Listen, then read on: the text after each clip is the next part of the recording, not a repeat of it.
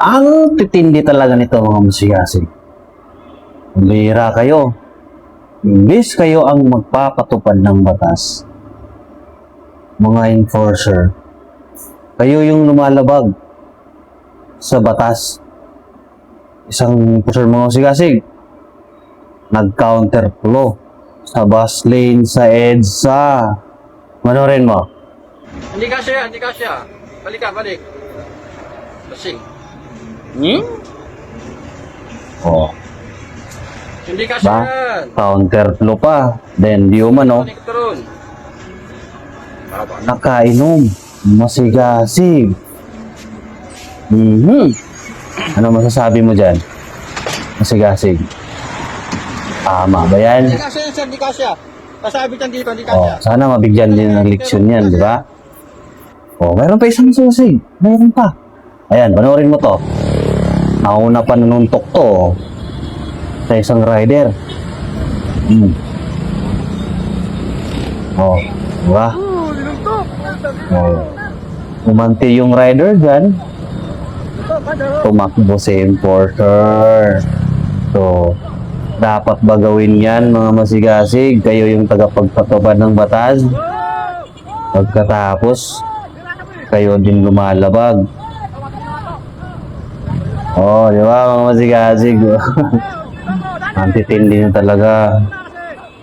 Kung kami ang nagkakamali, teacher, pulis, ano-ano sinasabi? Papanood nyo naman yung vlog ni ano. Ay, di ba? Kawawa yung teacher.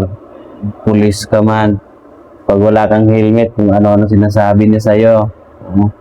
Siguro kung napapanood nyo yun, mga masigasig, viral yan. Sa MMD vlogger. Di ba? Dapat, madisiplinan nyo rin yung mga tao nyo. Kaya ikaw din magdisiplina sa tao mo. Hindi na po nabibanggitin yung pangalan mo. Disiplinahin mo rin ang tao mo, sir. Di ba, sir? Disiplinahin mo rin. Kasi, kayo ang public servant. Hindi ako nang babati ko, sir, ha? Naman mainis ka sa akin. Dadami yung basher ko dito. Totoo naman kung sinasabi ko mga masigasig. Kung kaming maliliit na rider, yung nagkakamali, ticket agad. Ano pa, may pangaral pa yan. Habang tinitikitan. Diba mga masigasig?